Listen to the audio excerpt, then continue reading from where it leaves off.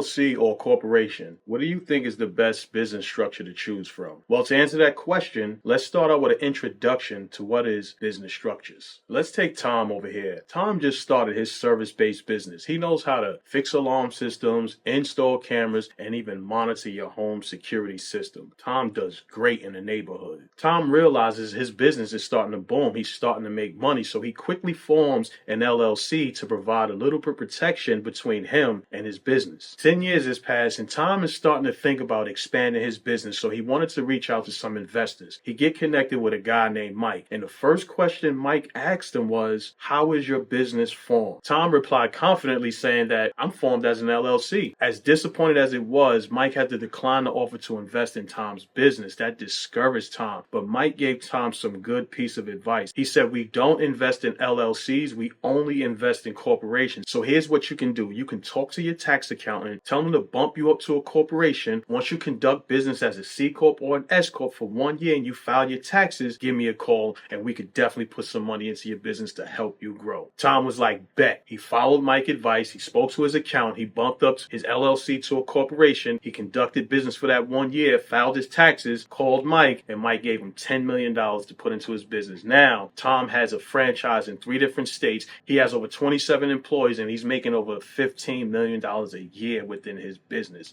He is now financially free, living a life that he truly deserved, and helping the people that's around him also live the life that they truly deserve. Hey, if you're ready to start your own fire alarm company, then join me at the Fire Alarm Business Blueprint. This is the most clearest step-by-step system that you're ever going to take to learn how to start, grow, and operate your own fire alarm company. This is a 9-step course that'll take you from building your foundation all the way to expanding your fire alarm business. So if you're ready to take the next step, then click the link below to book your strategy session. Now, I share that short story to say that you can start out with an LLC. If you're not making more than $50,000 a year, there's no reason to be opening up a corporation. However, once you start making $50,000 per year, then it's time for you to bump up to either a C Corp or an S Corp. So now let me give you 3 reasons why you should form a corporation. The first one is you have huge tax savings. You can save on health plans, retirement plans, employee benefits, payroll, and a bunch more. There's a bunch of taxes you can save on just by having a corporation. And number 2, you have perpetual existence. If you don't know what that means your business can last long after you are gone. You can pass this down to your kids, to your kids' kids, to your friends, your family, whomever you want to pass your business on to. It can live on long after you are not here. And number 3, you can issue out stock certificates. You can go public like Apple, Google, or any other tech company there is out there. You can open up your business to unlimited amount of people to invest into your company to grow money. So now, corporation has 2 divisions. When you first register your corporation, by default, you are going to be a C Corp. You have to fill out IRS form 2553, and I'll leave a link in the description if you want to form an S Corp. You have to elect to become an S Corp in order for you to conduct business as an S Corp.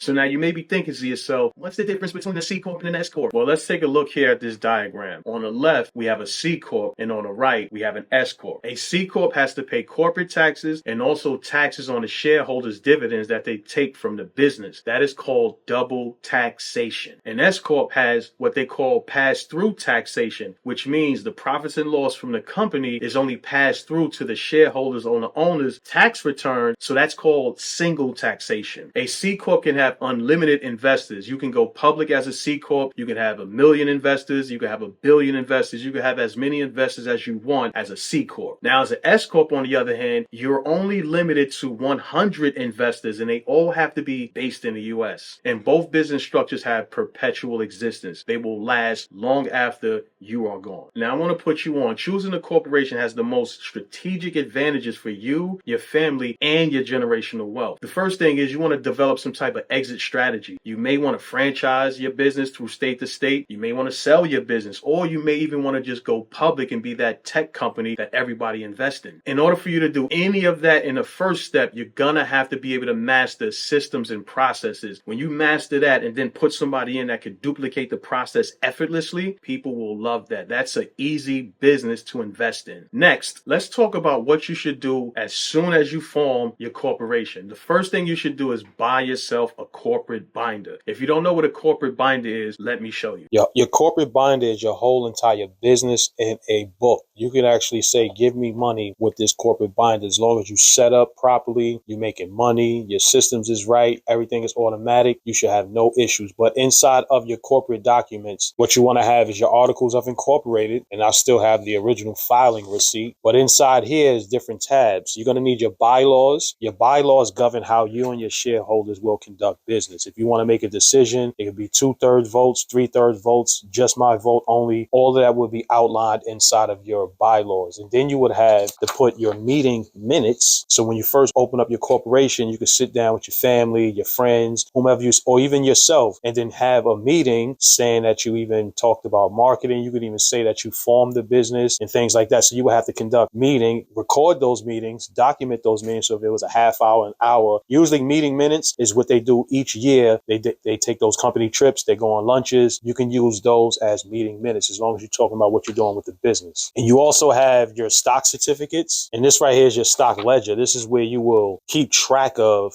the ledgers that you actually, or the stock certificates that you issue out to people. So inside here, you would just put all of that information. You have also your stock certificates. So if you want to issue out stock certificates to the public to, these are what you will issue out to get money from people. You will issue out these stocks. First, of course, you want to issue out some stocks to yourself. You are the owner of the business, and you should have all of the capital within the business. As you sell your shares to the business, then this will have to be amended. You will have to record these people on your stock ledger, when it was transferred, the date, how much, and things like that. You will have the agreement of how the decision is being made within the business. And then lastly is be your IRS forms, your documents. You can have your last year or your last 3 years inside of here. And this is your corporate binder. This is the perfect way to be professional, to look way more structured, especially when you're asking for financing. When you're asking for other people's money, you need to show them that you're a professional corporation first. So in order to get your own, you could do a quick Google search on corporate binders. You can get the seal, or you don't have to get the seal. The seal is how you can stamp your documents to solidify it instead of your signature, but that's not really necessary. But you want to get this, actually have your meeting minutes, conduct your meeting. You want to make sure you have your bylaws. You want to make sure your bylaws is outlined, and you want to conduct your meeting and record your meetings and who attended the meeting. That's all the information you would need inside of your corporate binder. So if you're ready to build something that lasts, get structured with the Structure Selector Pro. There you're going to learn how to start off with a strong foundation. But if you're still on the fence, you can watch this next video here.